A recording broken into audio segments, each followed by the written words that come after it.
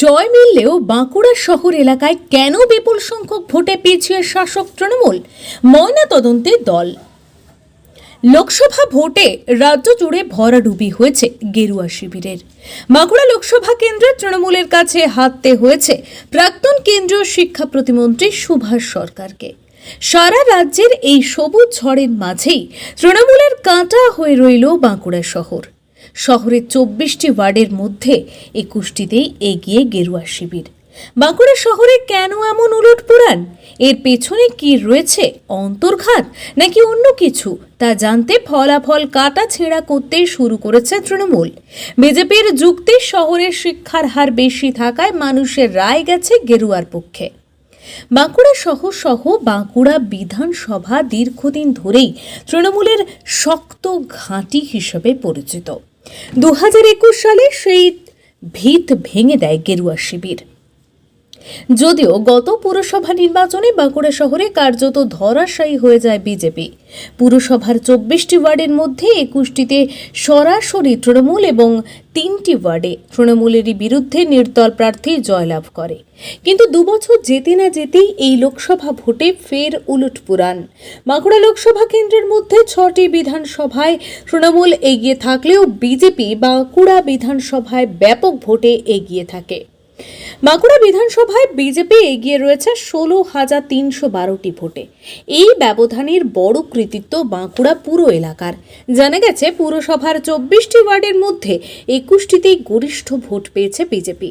বিজেপির যুক্তি, শহরের ভোটার শিক্ষিত। এই শিক্ষিত ভোটার কেন্দ্র সরকারের বিভিন্ন উন্নয়নমূলক প্রকল্প সম্পর্কে অবহিত হওয়ার কারণেই এই ভোট গেছে বিজেপির ভোট বক্সে। পাশাপাশি বিজেপির স্বীকারোক্তি, লোকসভার বাকি অংশের মানুষকে প্রকল্পগুলি সম্পর্কে বোঝাতে ব্যর্থ হওয়ার কারণেই সেখানে পিছিয়ে গেছে গেরুয়া শিবির। লোকসভার 6টি বিধানসভায় জয়ের পরেও জেলা সদর বাঁকুড়া শহরে এই পিছিয়ে থাকা কোনোভাবেই মেনে নিতে পারছে না ঘাসফুল শিবির। ইতিমধ্যেই এমন ফলাফলের কারণ নিয়ে দলের অন্দরে শুরু হয়েছে কাটাছেঁড়া।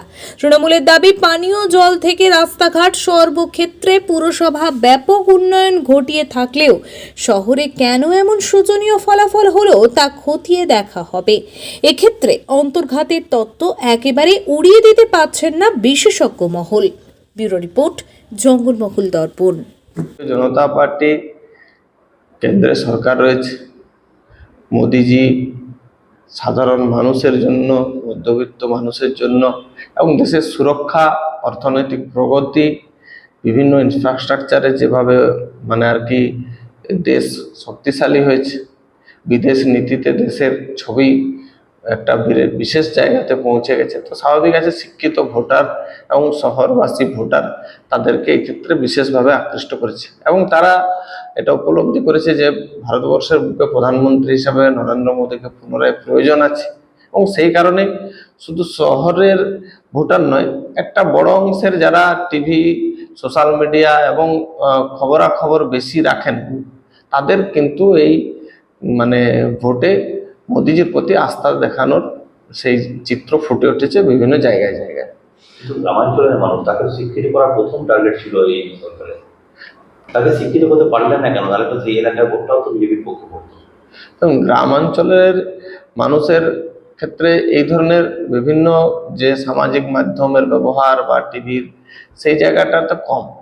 পার্টির সংগঠনের কার্যকর্তা সাধারণ মানুষের সঙ্গে যেভাবে কেন্দ্র সরকারের কথা, কেন্দ্র সরকারের প্রকল্প সাধারণ মানুষের কাছে তুলে ধরার জায়গা, সেই জায়গাতে কোথাও একটা গ্যাপ হতে পারে। কারণ সাধারণ মানুষ উপলব্ধি করতে পারেনি যে কেন্দ্র সরকারের সেই প্রকল্প, কিন্তু শহরাঞ্চলের মানুষ সেটা খুব সহজেই সেটা উপলব্ধি করতে পেরেছে। আপনাদের খামতিটা হবে এক কথায় বলা যায় যে যেহেতু পশ্চিমবঙ্গের একটা বড় অংশ বিভিন্ন ধরনের এত প্রান্তিক এবং গ্রামীণ স্তরে আছে, এখানের সাধারণ শিক্ষা ব্যবস্থা থেকে শুরু করে উন্নয়নের ছাপ বিভিন্ন জায়গায় জায়গায় রাজ্য সরকার যেভাবে তৈরি করে রেখেছে, সেই ক্ষেত্রে সাধারণ মানুষকে সেই জায়গায় তাদের কেন্দ্র সরকারের উপযোগিতা বোঝানো এবং তাদের প্রয়োজনীয়তা সম্বন্ধে তাদেরকে ওয়াকিবহাল করা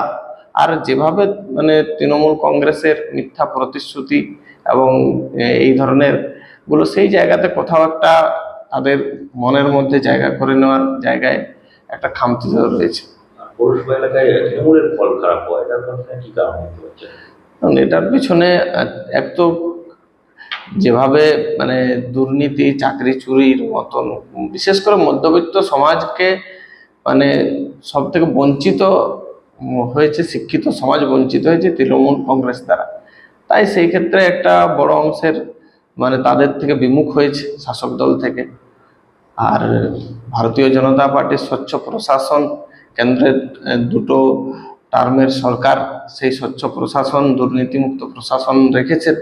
তো সেই কারণে তাদের ভারতীয় জনতা পার্টির প্রতি আগ্রহ এবং মোদিজির প্রতি আস্থা বেশি। দেখুন, আমরা মানুষের রায়কে আমরা মেনে নিয়েছি। দেখুন, আমরা মাঠে যখন লড়াই করতে নামি, আমরা হার জিতটাকে মেনে নিয়েই আমরা লড়াই করতে নামি। হারটা আমরা মেনে নিয়েছি, কিন্তু বাঁকুড়া শহরের যে রেজাল্টটা হয়েছে অত্যন্ত খারাপ। কারণ বাঁকুড়া শহরে এত উন্নয়ন হয়েছে, 2.5 বছরে যা উন্নয়ন হয়েছে, রাস্তাঘাটের উন্নয়ন তো আপনারা দেখতেই পাচ্ছেন যে রাস্তাঘাট কিভাবে উন্নয়ন করা হয়েছে। এবং প্রত্যেকটা মানুষের বাড়িতে বাড়িতে মমতা বন্দ্যোপাধ্যায় যে জল প্রকল্প, সেটাও কিন্তু প্রত্যেক বাড়িতে আমরা বাঁকুড়া পৌরসভার পক্ষ থেকেও পৌঁছে দিয়েছি।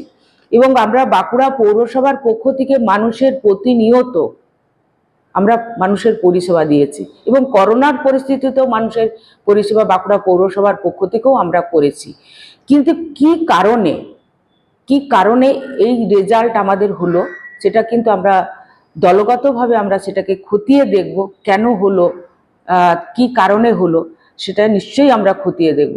যদি কোথাও আমাদের ঘাটতি থাকে বা আমাদের সাংগঠনিক কোনো ঘাটতি থাকে, সেটা নিশ্চয়ই আমরা দলের মধ্যে আলোচনা করে আমরা আগামী দিনে বাঁকুড়া বিধানসভা এবং বাঁকুড়া টাউন আমাদের যাতে আমরা মমতা বন্দ্যোপাধ্যায়ের হাতে তুলে দিতে পারি, সেই চেষ্টা আমি কিন্তু করব। এত সব প্রকল্প নেওয়া হয়েছে, বিভিন্ন জনমুখী প্রকল্প রয়েছে, তার পাশাপাশি এটা কি বোঝাতে পারলেন না গ্রামের মানুষজনকে? শহরাঞ্চলে বিশেষ করে শিক্ষিত মানুষজন জায়গাতে বুঝতে পারলো না? দেখুন, শিক্ষিত মানুষকে এটা বোঝাবার কিছু নেই। কারণ আমাদের শিক্ষিত মানুষ, তারা লক্ষ্মী ভাণ্ডার, মমতা বন্দ্যোপাধ্যায়ের লক্ষ্মী ভাণ্ডার নিয়েছে, সবুজ সাথী সাইকেল নিয়েছে, স্টুডেন্ট ক্রেডিট কার্ড নিয়েছে, কন্যাশ্রী নিচ্ছে, রূপশ্রী নিচ্ছে। সবাই মমতা বন্দ্যোপাধ্যায়ের প্রকল্প এক একটা বাড়িতে ঢুকলেই দেখবেন মোটামুটি 6টা-7টা করে মমতা বন্দ্যোপাধ্যায়ের প্রকল্প রয়েছে। শিক্ষিত সমাজকে তো আমাদের বোঝাবার কিছু নেই। এবং যারা অশিক্ষিত মানুষ তাদেরকে হয়তো আমাদের বোঝাতে হয়, কিন্তু আমরা ভাবতে পারছি না যে কেন এমনটা হলো। সেটা আমরা খতিয়ে দেখছি যে কেন হয়েছে, আমাদের কোনো সাংগঠনিক কোনো দুর্বলতা ছিল কিনা, সেটা আমরা দেখছি। সাবোটাজ হয়েছে এরকম মনে করছেন? বা যদি ধরা পড়ে, দেখুন, এটা আমাদের দলের আভ্যন্তরীণ ব্যাপার। এটা আমরা দলের মধ্যেই সিদ্ধান্ত নেব এবং দলের সঙ্গে আলোচনা করেই আমরা একটা সিদ্ধান্ত নেব। দেখুন, এটা আমি চেয়ারম্যান হিসেবে আমি নিজেই দেখছি, এবং আমাদের যিনি নবনির্বাচিত আমাদের সাংসদ, আমাদের সাংগঠনিক জেলার প্রেসিডেন্ট রয়েছেন, উনিও আমার সঙ্গে আলোচনা করেছেন। আমরা দুজনেই একসঙ্গে এটা দেখব।